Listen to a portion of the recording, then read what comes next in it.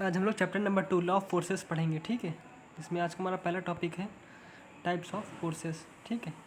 Force हमारे दो प्रकार के होते हैं, अकॉर्डिंग टू इंटेंसिटी और according to nature. According to intensity के हिसाब से फोर्स हमारे तीन प्रकार के होते हैं, point load, uniformly distributed force, uniformly varying load, और अकॉर्डिंग टू नेचर के हिसाब से टेंसाइल फोर्स और कंप्रेसिव फोर्स, ठीक है। एक एक के बारे में पढ़ेंगे। सबसे पहले के बारे में पढ़ेंगे पॉइंट फोर्स। ऐसा फोर्स जिसका force application area total area की तुलना में नेग्लिजिबल होता है उसे पॉइंट फोर्स कहते हैं। मतलब ऐसा फोर्स जिसका force application area total area की तुलना में नेग्लिजिबल होता है, नगण्य होता है, पॉइंट फोर्स बोलते हैं। जैसे ये हमारा कोई छत है, इस पर ने यहाँ पर फोर्स लगाया तो इसको बोलेंगे पॉइंट फोर्स, ठीक है। नेक्स्ट, यूनिफॉर्मली डिस्ट्रीब्यूटेड फोर्स क्या होता है? ऐसा फोर्स जिसका force application area total area की तुलना में नेग्लिजिबल नहीं होता है तथा तीव्रता हर जगह एक समान रहती है, उस फोर्स को बोलते हैं हम यूनिफॉर्मली डिस्ट्रीब्यूटेड फोर्स। मतलब मान लीजिए ये हमारा कोई छत है, उस पर हमने इस एक समान रूप से यहाँ पर फोर्स लगाया है तो इस फोर्स को हम बोलेंगे यूनिफॉर्मली डिस्ट्रीब्यूटेड फोर्स। या एक प्रकार से हम ये भी कह सकते, यहाँ पर जो फोर्स है हर जगह का मान एक समान है, ठीक है, तो इस फोर्स को बोलेंगे यूनिफॉर्मली डिस्ट्रीब्यूटेड फोर्स। नेक्स्ट है यूनिफॉर्मली वेरिंग लोड। क्या होता है? तो ऐसा लोड जिस का force application area total area की तुलना में नेग्लिजिबल होता है तथा तीव्रता हर जगह बदलती रहती है तो इससे लोड को बोलते हैं यूनिफॉर्मली वेरिंग लोड, ठीक है। ये है, जैसे हमारे यहाँ पे फोर्स कम है, यहाँ पे और ज़्यादा है, यहाँ पे उससे ज़्यादा, यहाँ पे सबसे ज़्यादा, ठीक है। अब देखते हैं टेंसाइल लोड और कंप्रेसिव लोड। तो ऐसा लोड जो पिंड के कणों के बीच की दूरी को बढ़ाने का प्रयास करे, ऐसे लोड को हम लोग टेंसाइल फोर्स बोलते हैं। मान लीजिए कोई पिंड है, उसके कणों के बीच की दूरी के फोर्स इधर लग रहा है कि इधर लग रहा है, तो हमारा कौन सा फोर्स होता है? हमारा होता है टेंसाइल फोर्स, ठीक है। और ऐसा फोर्स जो किसी पिंड के बीच के कणों की बीच की दूरी को कम करने का प्रयास करे उसे बोलते हैं कंप्रेसिव फोर्स, ठीक है। ये हमारा कंप्रेसिव फोर्स होता है, ठीक है। नेक्स्ट आगे बढ़ते हैं। पॉइंट फोर्स लिखा भी वही है, ऐसा फोर्स जिसका total application area total negligible होता है, पॉइंट फोर्स कहते हैं, ठीक है। Next uniformly distributed force. ऐसा फोर्स जिसका फोर्स एप्लीकेशन एरिया टोटल तुलना में नगण्य नहीं होता, तीव्रता हर जगह एक समान होती है, उसे बोलते हैं यूनिफॉर्मली डिस्ट्रीब्यूटेड फोर्स, ठीक है। Next uniformly varying load. ऐसा फोर्स जिसका फोर्स एप्लीकेशन एरिया टोटल तुलना में नगण्य होता है, नगण्य नहीं होता लेकिन तीव्रता हर जगह एक समान रूप से परिवर्तित होती है, यूनिफॉर्मली वेरिंग लोड कहते हैं। अगला टेंसाइल फोर्स। ऐसा बल जो किसी पिंड के कणों के बीच की दूरी को बढ़ाने का प्रयास करता है, तनाव बल कहलाता है, ठीक है। नेक्स्ट, ऐसा तनाव बल जो किसी पिंड के अंदर इस पर कार्य करता है उसे एक्सियल टेंसाइल फोर्स कहते हैं। मान लीजिए कोई हमारा पिंड है और ये हमारा इसके अनुदैर्ध्य अक्ष पर तनाव बल लग रहा है तो इसे बोलते हैं एक्सियल टेंसाइल फोर्स। और जब इससे अक्ष से कुछ दूरी समांतर पर कार्य करता है तनाव बल तो इसे बोलते हैं इसेंट्रिक टेंसाइल फोर्स, ठीक है। तो ऐसा तनाव बल जो किसी पिंड के अनुदैर्ध्य अक्ष के समांतर कुछ दूरी पर कार्य करता है उसे इसेंट्रिक टेंसाइल फोर्स कहते हैं। और दोनों बीच की दूरी को इसेंट्रिसिटी बोलते हैं, ठीक है, उत्केंद्रता। नेक्स्ट है कंप्रेसिव फोर्स। ऐसा बल जो किसी पिंड के कणों के बीच की दूरी को कम करने का प्रयास करे, तनाव बल संपीड़न बल कहलाता है, ठीक है। Axial tensile force, axial compressive force. ऐसा कंप्रेसिव फोर्स जो अनुदैर्ध्य अक्ष पर कार्य करता है उसे एक्सियल कंप्रेसिव फोर्स कहते हैं, ठीक है। ये मान लिया ये अनुदैर्ध्य अक्ष पर कार्य करता है तो उसे बोलते हैं एक्सियल कंप्रेसिव फोर्स, ठीक है। नेक्स्ट, और इससे कुछ दूरी समांतर पर कार्य करेगा तो उसे बोलते हैं इसेंट्रिक कंप्रेसिव फोर्स। ऐसा बल जो किसी पिंड के अनुदैर्ध्य अक्ष के समांतर कार्य करता है उसे बोलते हैं इसेंट्रिक कंप्रेसिव फोर्स, ठीक है। नेक्स्ट, बल समूह क्या होता है? किसी पिंड पर कार्य करने वाले अनेक बलों के समूह को बल निकाय कहते हैं। मान लीजिए ये कोई हमारा पिंड है, इस पर अनेक बल कार्य कर रहे हैं ऊपर नीचे, तो इन बलों के निकाय को हम लोग बोलते हैं बल समूह, ठीक है। नेक्स्ट है, पढ़ेंगे system of forces. System of two types के होते हैं, समतलीय बल निकाय और असमतलीय बल निकाय। समतलीय बल निकाय हमारे कई प्रकार के होते हैं। सबसे पहले समतलीय संगामी बल निकाय, समतलीय असंगामी बल निकाय, समतलीय समांतर बल निकाय में लाइक और अनलाइक, और समतलीय संरेखी बल निकाय में लाइक और अनलाइक। और समतलीय असंगामी बल निकाय में समतलीय असमतलीय संगामी बल निकाय, असमतलीय असंगामी बल निकाय और असमतलीय समांतर बल निकाय में दो प्रकार के होते हैं। एक एक के बारे में पढ़ेंगे डिटेल में। सबसे पहले पढ़ते हैं समतलीय बल निकाय। तो ऐसा अनेक बलों का ऐसा समूह जिनकी क्रिया रेखा एक ही समतल में होती है, समतलीय बल निकाय कहलाते हैं, ठीक है। अनेक बलों का ऐसा समूह जिनकी क्रिया रेखा एक ही समतल में होती है, समतलीय बल निकाय कहलाते हैं। सबसे पहला पढ़ेंगे कोप्लेनर कॉन्करेंट फोर्सेस सिस्टम, समतलीय संगामी बल निकाय। अनेक समतलीय बलों का ऐसा समूह, क्योंकि समतलीय बल निकाय के अंतर्गत आता है ना, तो अनेक समतलीय बलों का ऐसा समूह जिनकी क्रिया रेखा एक ही बिंदु से होकर गुजरती है, समतलीय संगामी बल निकाय कहते हैं, ठीक है। Next, coplanar non concurrent forces system. तो समतलीय बलों का ऐसा समूह जिनकी क्रिया रेखा एक बिंदु से नहीं गुजरती हैं उसे बोलते हैं समतलीय असंगामी बल निकाय।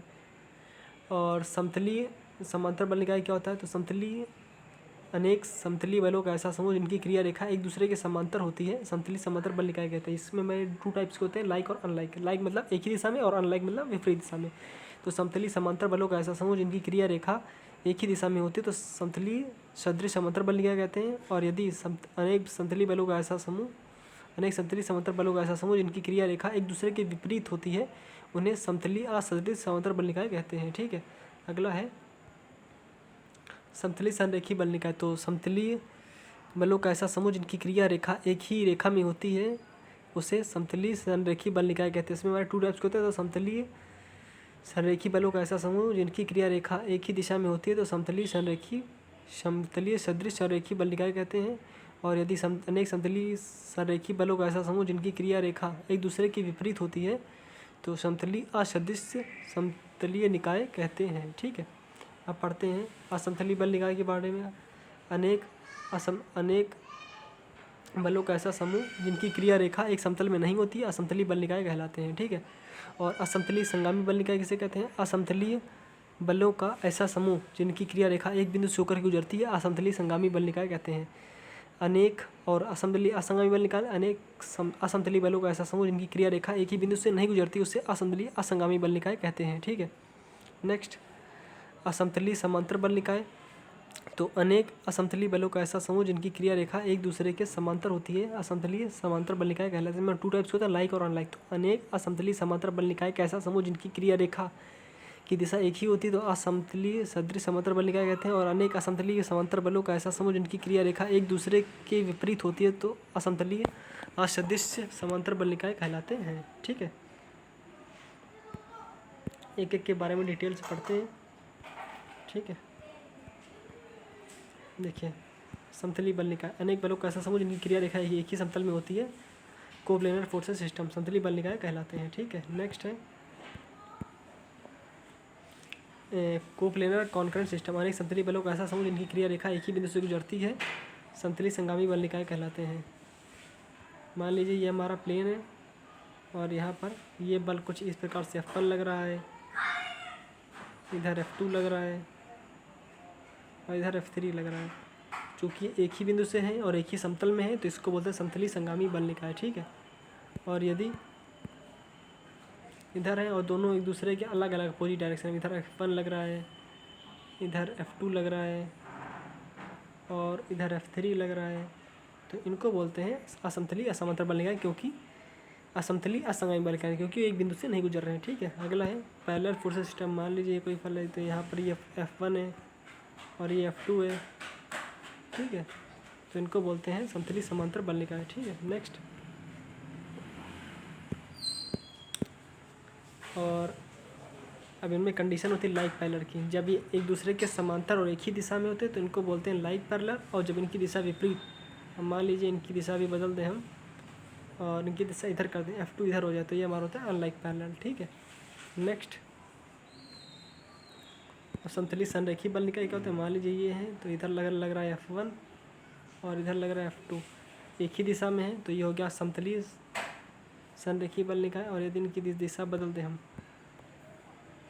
भी, ये इधर लगने लगे, ये F1 इधर और ये F2 इधर, तो इसको बोलते हैं असदृश। और उधर पहले वाला था वो सदृश था। ठीक है, अब देखते हैं असमतलीय बल निकाय। ठीक है, अनेक बलों का ऐसा समूह जिनकी क्रिया रेखा एक ही समतल में नहीं होती उसे असमतलीय बल निकाय कहते हैं। ठीक है, जैसे ये हमारा है। ठीक है, तो मान लीजिए यहाँ पर लगा है F1 और यहाँ पर लगा है F2। ठीक है, तो ये हमारा कैसा बल निकाय है? असमतलीय बल निकाय, क्योंकि ये अलग अलग समतल में है सारे फोर्सेस। ठीक है, तो असमतलीय असंगामी बल निकाय अनेक असमतलीय बलों का ऐसा समूह जिनकी क्रिया रेखा एक ही बिंदु से होकर गुजरती है उससे असमतलीय संगामी बल निकाय। मान लीजिए यहाँ से फोर्स है, इधर F1, इधर फोर्स है F2 और इधर ही पे लग रहा है F3, तो ये एक ही बिंदु से गुजर रहा है तो इससे बोलते हैं असमतलीय संगामी बल निकाय। ठीक है, और यदि असमतलीय असंगामी बल निकाय तो ये हमारा समतल तो ऐसे ही रहेगा, इधर और इधर, इधर और इधर। यहाँ पे लग रहा है F1, यहाँ पे लग रहा है F2, सब अलग अलग समतल पर अलग अलग बल कार्य के, तो उसे बोलते हैं असमतलीय असंगामी बल निकाय। ठीक है, अब पैरेलल में क्या होता है, और अनेक बलों का ऐसा समूह जिनकी क्रिया रेखा एक दूसरे के समांतर होती हैं, ठीक है। मान लीजिए F1 यहाँ पर लग रहा है इस दिशा में, और F2 नीचे वाला लग रहा है F इस दिशा में, ठीक है। तो इनकी दिशा देखिए समान है, तो जगह सदृश समांतर बल निकाय, और एक तीसरा पलट दें जिसे बोलते हैं समतली असदृश समांतर बल निकाय, ठीक है। अब पढ़ते हैं परिणामी बल के बारे में। किसी पिंड पर कार्य करने वाले अनेक बलों के समूह के संयुक्त प्रभाव को परिणामी बल कहते हैं। मतलब किसी पिंड पर यदि 2-4 बल कार्य करें तो उनका एक संयुक्त प्रभाव होता है जिसे बोलते हैं परिणामी बल। तो इसकी ज्ञात करने की कुछ विधियां हैं। सबसे पहली विधि हमारी एनालिटिकल मेथड मतलब गणनात्मक विधि, दूसरी है ट्रिग्नोमेट्री मेथड, फिर है रिलेशन मेथड, और फिर है लॉ ऑफ ट्राइंगल और लॉ ऑफ पॉलीगन लॉ, ठीक है। तो एक के बारे में पढ़ते हैं। Law of polygon of forces, ठीक है, इनके बारे में पढ़ते हैं। तो इसमें हमारा एक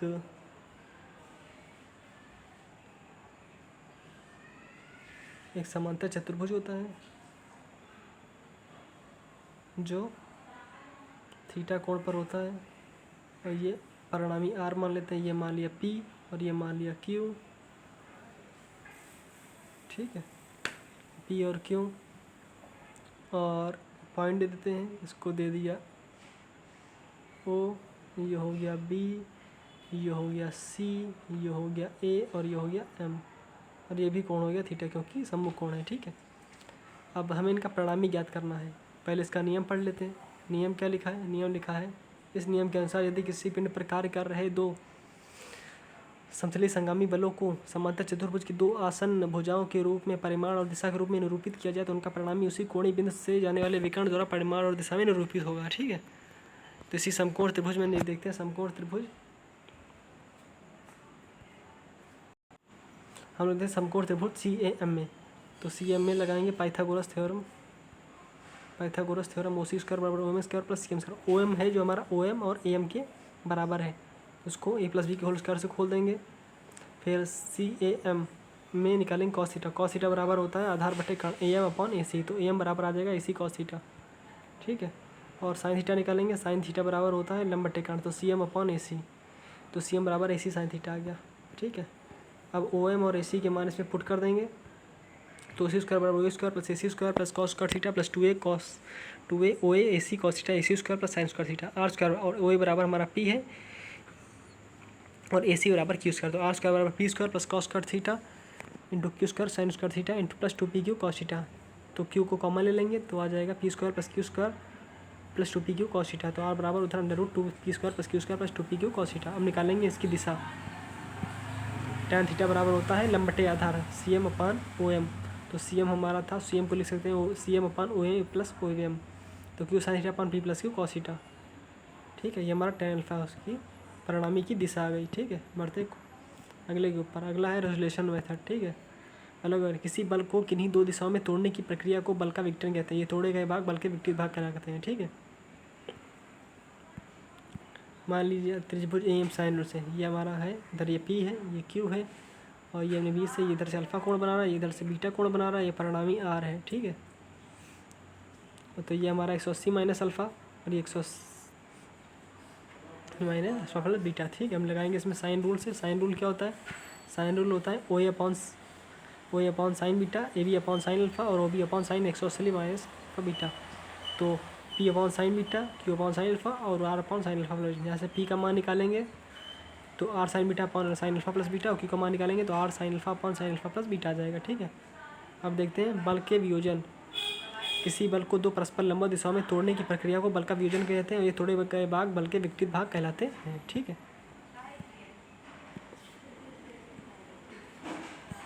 ये मान लीजिए ये हमारा कोई इधर P है और ये Q है, और इधर परिणामी ये 90 डिग्री पर हम लोग तोड़ रहे हैं, इधर परिणामी R है, ठीक है। इसको तोड़ेंगे तो मान लिया हमने कॉस थीटा। कॉस थीटा बराबर होता है आधार बटे कर्ण, आधार बटे कर्ण P upon R। Cos theta बराबर आधार बटे कर्ण, तो P बराबर कितना आ जाएगा, P बराबर कॉस थीटा। कितना आ गया, P बराबर कॉस थीटा, P बराबर कॉस थीटा। इसी प्रकार Q का निकालेंगे, Q बराबर होता है साइन थीटा बराबर लंब बटे कर्ण,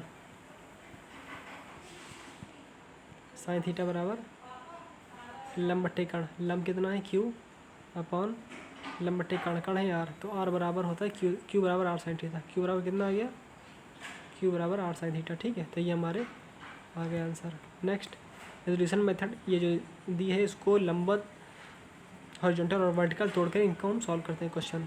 ठीक है, यदि हमें कई सारे बल दिए तो सबसे पहले उनके 36 घटक निकालेंगे, फिर उनके ऊर्ध्वाधर घटक निकालेंगे, फिर उनका परिणामी निकालेंगे।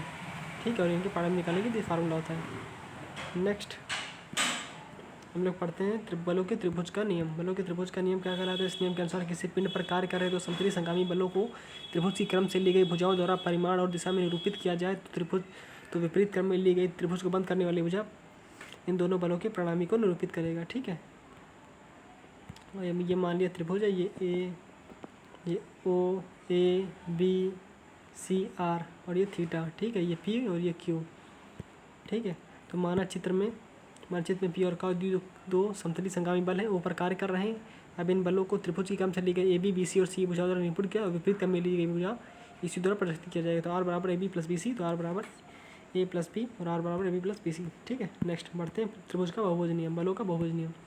ये क्या होता है? इस नियम के अनुसार यदि किसी पिंड पर कार्य कर रहे समतली समगामी बलों को बहुभुज के क्रम से ली गई भुजाओं द्वारा निरूपित किया, बहुभुज के क्रम से ली गई भुजाओं को परिमाण और दिशा में निरूपित किया जाए तो विपरीत क्रम में ली गई बहुभुज को बंद करने वाली भुजा इनके परिणामी को निरूपित करती है। ठीक है, ये बहुभुज हो गया हमारा F1 plus F2 plus F3 plus F4 बराबर AB plus BC plus CD plus D plus AC plus C है। ठीक है, हमारे चित्र में F1 F2 प्लस F3 ये सब संगामी बल हैं जो ऊपर कार्य कर रहे हैं। अब इन बलों को बहुभुज की क्रम से ली गई भुजाओं द्वारा निरूपित करते हैं। ठीक है, नेक्स्ट लामी का प्रमेय करते हैं। यदि किसी पिंड पर कार्य कर रहे तीन समतली संगामी बल